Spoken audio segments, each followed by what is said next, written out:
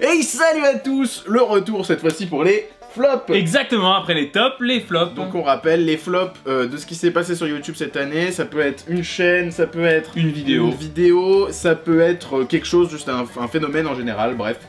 On en a 3 chacun et quelques mentions honorables sur ce générique.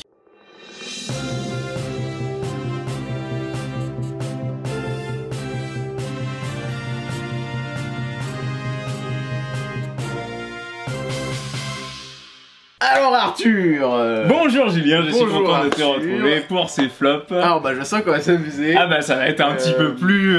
c'est ça que les gens veulent hein. Alors bah déjà, moi je tiens à préciser que j'ai pris rien de ce dont on a déjà parlé. Ok. Parce que je me suis dit, on a déjà déroulé là-dessus, si ça vous intéresse... Donc aucun youtubeur qu'on a déjà évoqué. Non. Ah ouais. Non, juste aucun événement dont on a déjà parlé. D'accord, Alors, ok. je vais pas reparler du drama trash. Oui, ça aurait pas été dans mes flops, mais voilà. Mhm. Mon premier flop, parce que je trouve que celle-là, ça devient vraiment triste, c'est Norman fait des vidéos. Ah ok, oh putain, ok. Parce que là, non, c'est plus possible. Je vérifie dans mes flops si je l'ai pas aussi celui-là. Alors, Norman fait des vidéos. Oh merde, je l'ai aussi. Mais tu vois, avant de tourner, je lui ai dit on en aura peut-être un comment. Ah ouais, attends, ouais. c'est pas possible. T'as choisi une vidéo ou Norman tout court? Non, moi j'ai pris Norman tout court. Ah ouais, moi j'ai vu kebab 6 € VS. Ah putain, c'est marrant, on a pas. Ah ça, mais ça c'est Norman, c'est pas Morgan VS. Et bah c'est sur la chaîne de Norman avec Morgan VS. Oui. Oh. Non mais c'est voilà, c'était marrant il y a 10 ans. Alors encore une fois c'est subjectif hein, voilà. Mais chaque... Mais c'est notre avis à nous, mais c'est le meilleur. Chaque nouvelle vidéo de Norman, bah déjà maintenant je clique une fois sur 4. Ouais, et pareil. Quand je clique, oh c'est terrible, je rigole pas une seule fois et ça me met mal à l'aise, vraiment ça me cringe. Alors c'est assez étrange, mais ce mec qui était quand même au départ au top à qui des on doit tendances, beaucoup. et à qui on doit beaucoup, et bah contrairement aux autres de sa génération comme Cyprien, il est has-been ce mec. Ouais, enfin, moi je le vois comme has-been alors que mais Cyprien pourtant, il est continue encore à faire ses vues, ouais, il a passé les 10 millions, bon c'était pas cette année, mais enfin, il continue à gagner des abonnés, etc. Mais effectivement... Alors il y a certaines vidéos quand même que j'aime bien, Ah ouais, des fois qui sort, quand il parle de chat j'aime bien. parce qu'il y a le chat. Ouais. Quand il avait fait terrain miné et tout, j'avais trouvé que c'était intéressant comme concept, truc avec des métaphores sur le monde de YouTube justement et tout. Il se considère vraiment presque plus comme un vidéaste, mais plus comme un humoriste quoi. Moi je l'ai pas vu sur scène, mais j'ai vu son spectacle sur internet quoi. Ah ouais. T'as regardé ça pour les flops? J'ai regardé ça, ouais, et j'ai le premier, je sais pas si le deuxième est disponible. Parce qu'il y en a plusieurs. Je crois qu'il en fait un deuxième, je sais pas s'il est déjà passé ou quoi. Mais j'ai trouvé ça, bon c'est pas ouf, mais c'est vraiment mieux que les vidéos, tu vois. Genre, c'est pas malaisant ou quoi, tu regardes, bon bah voilà. Mais est-ce que c'est pas justement parce qu'il fait des vidéos YouTube juste pour appuyer et continuer en fait, de soutenir en termes de communication, ouais, voilà. Il en a besoin, mais c'est... Moi ça me met mal à l'aise tellement c'est pas drôle quoi. En fait j'ai l'impression que ça lui correspond plus ce format et qu'il s'entête et en plus t'as genre le problème de Norman c'est que contrairement à un gars comme Le Rire Jaune par exemple, il y a des vidéos du Rire Jaune que je regarde, je rigole pas une seule fois de la vidéo, mais j'ai passé un bon moment parce que c'est drôle, parce que en fait il te parle d'un sujet, par exemple la Corée, sur un fond un peu, tu vois, joyeux avec des petites blagues, mais c'est pas grave si tu rigoles pas. Alors que Norman, quand il fait une blague, tu sais que le but c'est vraiment de te faire rire, pas de te parler d'un truc, et quand ça marche pas, bah du coup t'es plus... J'ai pas regardé d'ailleurs la dernière en date sur les... T'as regardé les inventions? Non, je regarde... Allez Allez, suivant. Du coup à toi, bah je t'en ai grillé un, mais... Bah c'est pas grave, comme ça tu pourras en utiliser. Tu m'as dit que t'avais plusieurs cartouches, alors comme ça t'en utiliseras. Cartouches à tirer. Alors moi j'ai mis Antox Collabo. Oh là, en collaboy, attention. Oui, attention, hein. On est reparti dans des heures un peu sur mon truc. On est reparti dans des heures un peu graves de notre histoire. Alors. Oui, bah une lettre en moins. Collabo là. J'ai mis ce mec. D'ailleurs, je me suis désabonné, c'est marrant parce qu'il a une émission qui s'appelait Mes chers désabonnements. Alors, fais-nous tes chers désabonnements. Et bah, moi, je me suis désabonné de cette chaîne-là pour plusieurs raisons. D'abord, je trouve que il a pas su vraiment évoluer, son personnage et tout. Ça n'a pas bougé. Maintenant, il y a plein de mecs qui font de la critique, de vidéastes, ça se fait beaucoup. Ouais. Et il y en a beaucoup qui le font mieux que lui, ou qui m'intéresse mieux que ce que lui produit. Et vu qu'il est connu, et il a en plus il est beaucoup plus lisse qu'avant. Donc c'était tout son personnage reposait sur son côté. Il était un peu hardcore. Ouais, voilà, c'est ça. En fait, moi je regarde, il y a qu'un seul genre de vidéo que je regarde sur sa chaîne, c'est mes chers abonnements de gens que je connais pas. Parce que les chers abonnements de gens que je connais, j'en vois pas l'intérêt. Parce qu'il, par exemple, j'ai vu celui du joueur du grenier qui est sorti il y a 2-3 jours. Il met des extraits du joueur du grenier et il dit j'aime bien. Je sais pourquoi il aime bien. Après, j'aime bien découvrir une chaîne grâce à lui. Et les chers non-abonnements, en fait, le problème c'est que ça me laisse un peu tiède. Et il y a une autre raison, moi, que je trouve pour le coup assez malhonnête. Ça prend pas non plus au trip, hein, mais il fait des lives sur lequel il brasse de l'oseille et tout, puisqu'il reçoit des dons, jusque-là normal. Jusque-là normal. Et en fait, il fait des lives où il regarde des émissions de télé-réalité, chose qu'il a beaucoup décrié. Ah oui, ouais. Et donc il se pose, il met une émission de télé-réalité, il se pose devant, il regarde comme ça, et toutes les 30 secondes, il met pause, il fait putain, ils sont vraiment trop cons et tout, c'est vraiment de la merde. Et il gagne de l'oseille là-dessus en fait en regardant. Tu vois, si je veux voir des mecs en slip et des nanas en string au bord de la piscine, je vais directement mettre W9, j'ai pas envie de regarder un mec par-dessus. C'est là où, de la merde, parce qu'il y avait eu un débat dans l'émission Popcorn de Domingo. Il y a Zerator, tu connais Zerator quand même. Oui, bien sûr, et puis l'émission. Oui, non, mais bon, on s'en fout. L'émission Popcorn, Captain Popcorn, tu connais. Il y a Zerator qui parlait de ça justement, et des mecs qui font du React. Il disait pour moi, le React c'est de la merde, genre, parce que justement pour les mêmes raisons que toi t'évoquais. Et il a dit, sauf qu'il y a un mec qui fait ça bien, qui s'appelle Xari, et en fait, lui il fait ça parce qu'en gros, il a un bingo de trucs qui sont probables d'arriver dans une émission, et tu vois, il fait tout un jeu, et tout autour, donc genre, c'est pas juste lui qui gagne de l'argent grâce à la télé-réalité sans rien faire, tu vois. Et après, moi je trouve que effectivement c'est un peu facile de faire des vues là-dessus, mais c'est aussi facile de faire des vues sur les dramas YouTube. Allez, de qui tu parles Les tournois de Sofiane. Alors, j'adore les tournois, j'adore la forme, j'adore le mec, etc. Mais les résultats, ça me... Ah ok, oui, ça te frustre. Ah non, mais à fond quoi. Mais en ce moment, il y a le tournoi des méchants.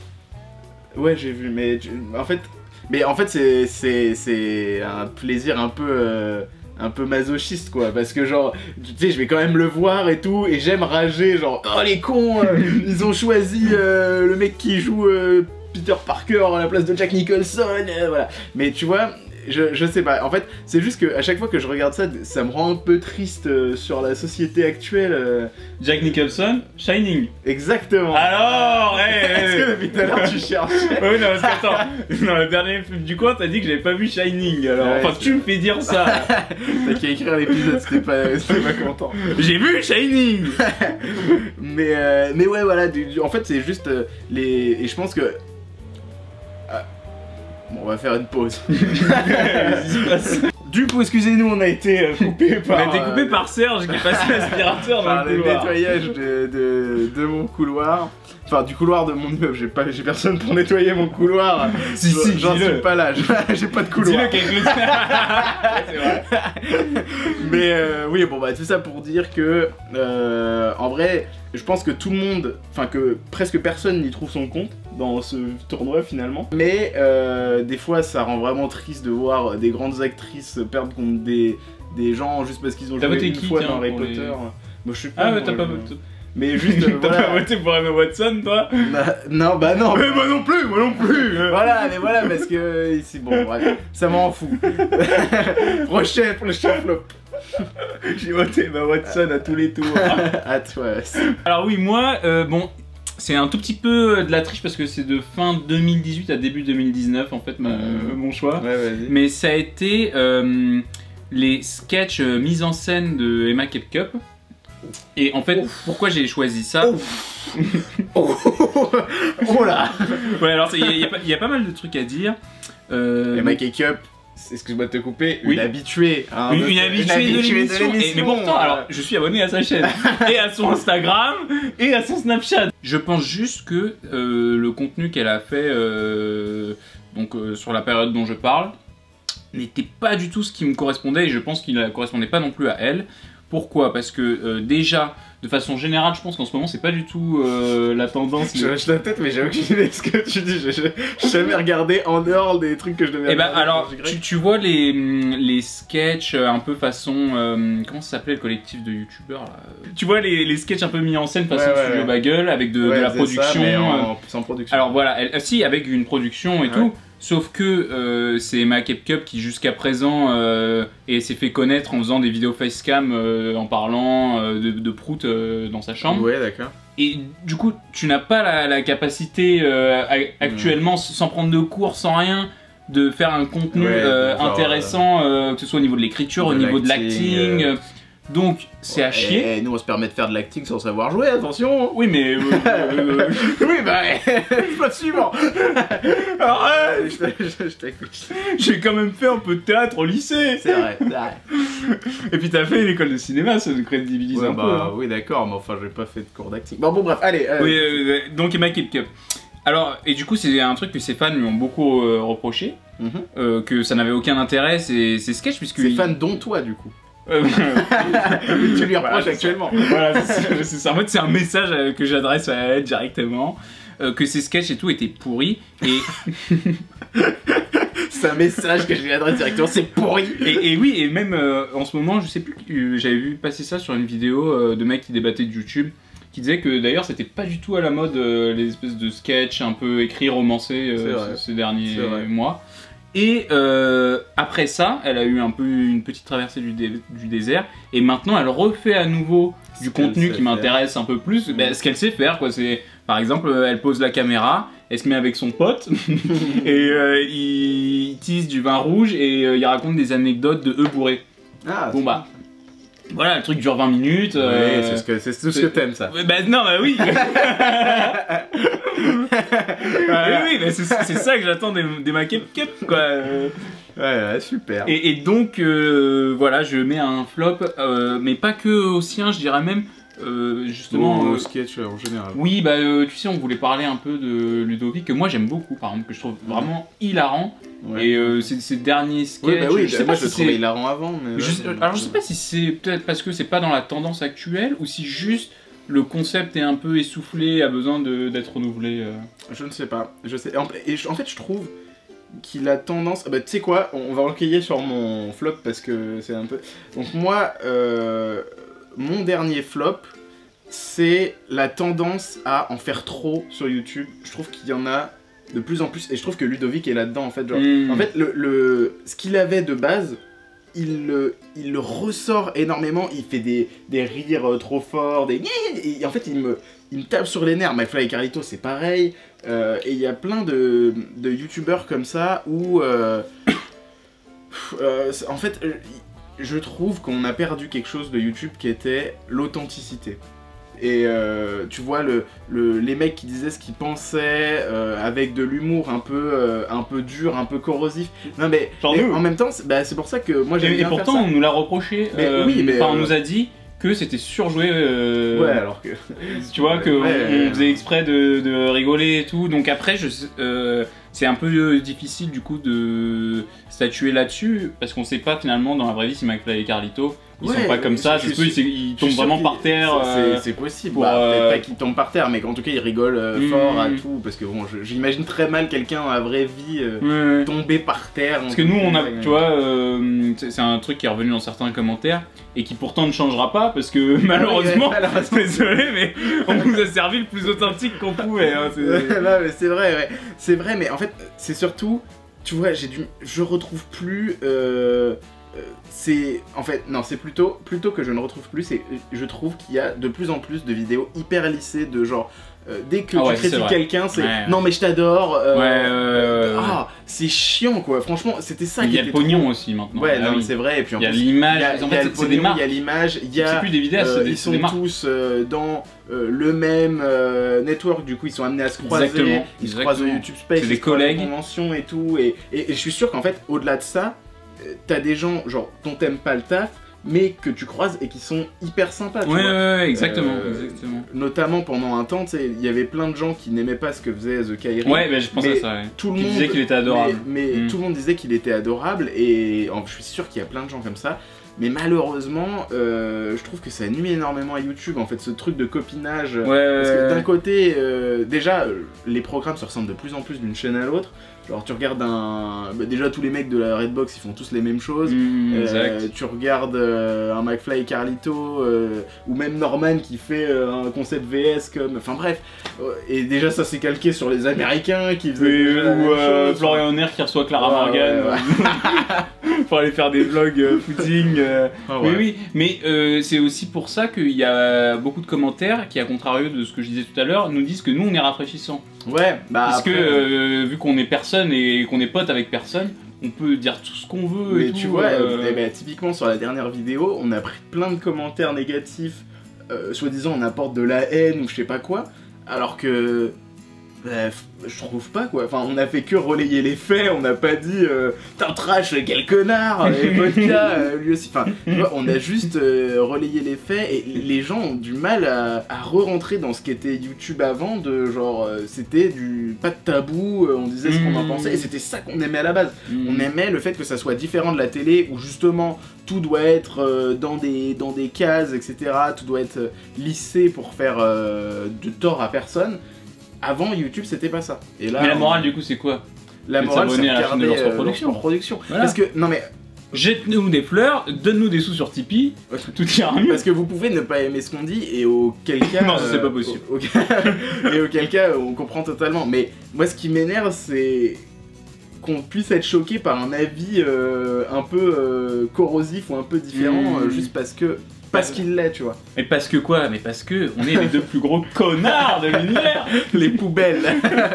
les deux plus gros connards de l'univers. Les deux mongols de YouTube. Qui sortent d'une séance d'American Pie. Effectivement. Il est fort celui-là, il est fort.